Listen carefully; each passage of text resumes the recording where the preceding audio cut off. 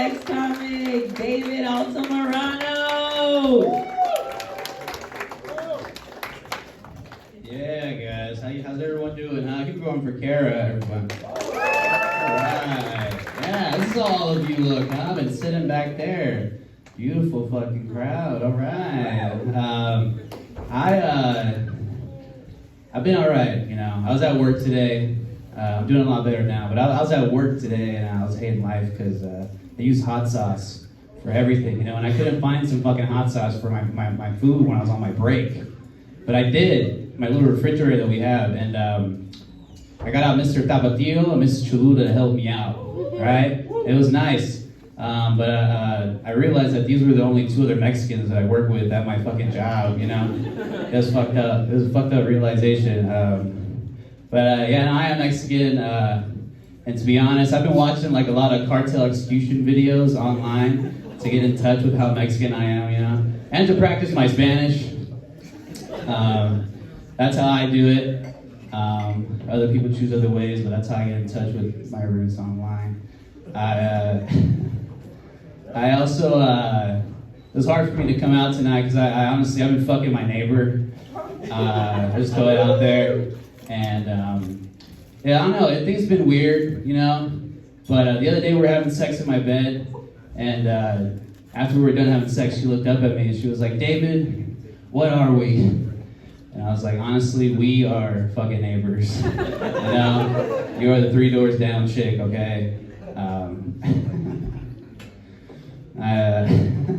I thought about this the other day, though. Honestly, aren't you guys glad that with all the bullshit that we know about certain people and celebrities, like Mr. Rogers turned out to be a really good fucking neighbor, you know? Really good fucking person. I thought he wouldn't have. You know, he was always telling us about his day while he switched socks, you know, right? Always had his hand up a puppet's ass, right? In imagination land, where the fuck it was. But no, he was good. A good fucking neighbor. Really good neighbor. I have a job. I know it probably doesn't look like it, but I do, you know. Today was Bring Your Kids to Work Day, though, right? It was. And right when I clocked in, I went to the restroom and I came on my hands, you know, and I walked out to the lobby and I was like, "Hey, it looks like it's all fucking here, Phil," you know? You guys are good. You guys are great. You guys get me.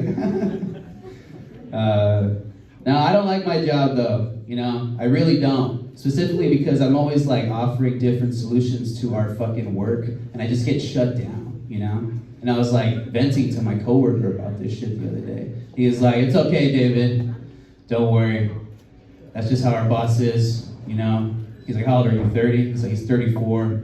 I don't think he's ever really had a real job. This company that we're at right now, his dad is like the main investor." And I was like, fuck, this all makes sense. I was like, really? He has a fucking dad, you know? I guess I don't hate this guy enough, you know? Fucking asshole. I lost my dad though, at like 11 years old, you know. There's like a couple other men that stepped into my life to try to replace that role. And you wooed for me, having step parents. Thanks, man. It didn't work out, that's why I'm up here doing this. But thank you for that fucking woo. I'll take it, you know, I will. There's this one guy that always asks me a bunch of weird fucking questions, you know. He'd be like, "David, how come you don't call me dad?" And I look at him like, "Ray, how come you don't call me son?" Then he put his hand on my shoulder. He's like, "How about I just keep fucking your mom? How about I just keep doing that?" Oh, man. But like I said, a lot of men stepped into my life and they showed me how to pretty much be a proper dad, you know. So I'm a dad now, and I got an 8-year-old boy and a 3-year-old boy, and yeah, no, thank you, Mr. Wu. With the 1-2 claps. This guy's fucking great. Come out more, dude, you're great. Yeah, no, my 8-year-old, he's been trying to sell me his fucking paintings, honestly, you know? He's been drawing a lot. The other day, he was like, Dad, look. He's like, I painted this. I'm like, oh, really? He's like, yeah, this one right here is $10, right? This one right here is $15. This one right here is $20. And I was like, Grayson, you know I paid at least fucking $50 for you to paint. Use everything you use to paint all these fucking pictures, you know? But I wasn't an asshole. I bought fucking paintings off of him, you know? I looked at his mom before I did it. I was like, hey, can I borrow some money so I can support our little Michelangelo here? No, he's my little partner in crime, though, honestly, because I shoplift a lot. So, like, I take him with me, and it's a lot easier when you have, like, a little kid right next to you. But I also carry my own receipt, you know, because it looks like you bought shit, right? And I go through aisle and aisle, and I fill up my fucking bag, you know?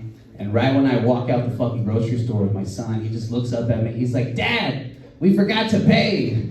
And I look back down at him. I'm like, Grayson, we paid on the fucking app. Okay? And honestly, there's an app for everything nowadays, guys. There really is. It's crazy. I've been on Venmo a lot, you know? Been treating that shit like a fucking, just like a social media page, honestly, you know?